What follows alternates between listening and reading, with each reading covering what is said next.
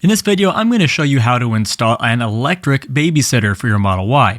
Yep, the screen will entertain your kids while you enjoy watching the game in peace, or at least until halftime when your wife returns from the store with her quick shopping haul. Today's DIY adventure is all about installing this 17.3-inch roof-mounted drop-down screen for your Tesla Model Y. I've installed plenty of screens in my cars over the years, and to be honest, most of them end up in the not good enough pile, whether it was the chunky interface, bad design, or just plain frustration. They didn't stick around. But is this one good enough to survive the test of time, and how hard is it to install? Let me show you. First things first, prepping the car. I had to say goodbye to my beloved electric sunshade. It's been great, it works like a champ, and I loved it, but honestly, in Washington we only get a few hot months a year, so it was time to let it go. I did try to squeeze the screen on top of the sunshade, but with the rails, it just wasn't happening. If you use a pop-up sunshade though, you're in luck. There's plenty of room for it to slide in, especially if you have a two-piece setup. Now let's take a look at what comes in the box. First off, lots of styrofoam. Thankfully, it's a squishy kind, not the kind that explodes into a million tiny pieces you'll still be finding next Christmas. This is great considering the car has traveled overseas to make it to your car. You get a mounting bracket. It's not pre-installed, likely to make it fit better in the box. A wiring harness for either direct wiring or plugging into the 12-volt outlet in your armrest compartment or in the 12-volt plug in your trunk. Spoiler alert, we're going the lazy route today. You get a remote control, a manual entirely in Chinese, hopefully you are fluent, and of course, the star of the show, the screen itself. To be honest, the screen design was a pleasant surprise. I was worried it would be a little bit of an eyesore, but it actually is quite low profile. It's wrapped in a fuzzy carpet-like material that gives off a warm vibe, though I wish it matched the OEM interior like my electric sunshade, but it's not too bad. Now let's get to the install. So step 1, attach the side tabs. These are the pieces that slide between the glass roof and the interior trim. It's as easy as screwing in 3 screws with a Phillips screwdriver. Pro tip, start them by hand to avoid any whoops moments. The holes did line up fine, but you'd hate to strip one out by starting with an electric screwdriver. Now for the wiring. Remember how I said we're going to be taking the lazy route? Well, here's the deal. If you want a clean, permanent install, you can run the wire along the trim, tuck it above the airbags carefully, and feed it through to your 12-volt plug. It's a great option, but it's not what we're going to be doing today. Instead, I'm showing you the get it done before the kids lose it method. I tucked the wire into the rubber door seal, ran it under the floor mat, up the side of the seat, and into the armrest 12-volt outlet. Sure, you can see the wire in a couple spots, but honestly, it's fine.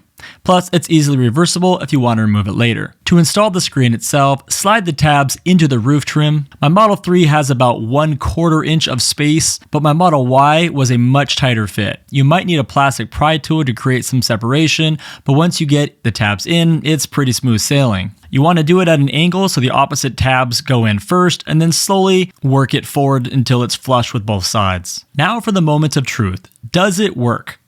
Absolutely. And it works very well. Press the power button and the screen gracefully opens to the default position. Another press closes it flush. You can adjust the tilt with up and down arrows for better viewing angles or to avoid glare. When the screen boots up, it displays a Tesla logo followed by a cheerful buckle your seatbelt image. Nice touch, right? Then you're greeted by the Android Auto screen, which is bright and user-friendly. I connected my screen to my phone's hotspot, future-proofing it for long road trips. YouTube worked perfectly, and yes, my kids will be watching my channel CfTesla because, duh. I also downloaded Netflix and Candy Crush from the Google Play Store. And if you're familiar with the Google Play Store, there are a ton of different games on there for your kids to download and play. And with the screen sensitivity being what it is, it's actually quite a good experience. Now here's the nerdy stuff. The screen is a 17.3-inch IPS HD screen with 1920 by 1080 resolution. It's powered by Android 11 with an 8-core processor, 4 gigs of RAM, and 64 gigs of storage. Screen mirroring works with Android and Apple, though I still need to figure out the Apple setup. You get HDMI and micro SD slots for additional media options, as well as a USB slot to play any kind of external storage, where you might have some movies stored or whatever other kind of media.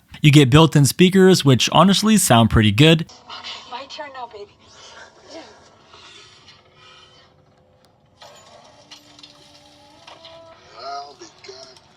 You can also connect the screen to your car's speakers via Bluetooth or FM, but let's be real, the kid stuff stays in the back. Now let's talk about the cons. First, the price. At $929, it's not cheap, but my discount code CfTesla drops it to $650.30, which is more reasonable. Second, fingerprints, and I mean on the car itself. If you're installing this yourself, wear gloves to avoid smudges. Learn from my mistakes, folks. Other than that, no complaining so far, but I'll keep you updated. So what do you guys think? Is this screen something you'd put in your car? Let me know in the comments. And don't forget to like, subscribe, and hit that bell so you don't miss my next DIY adventure. Thanks for watching, and I'll see you guys on the next one.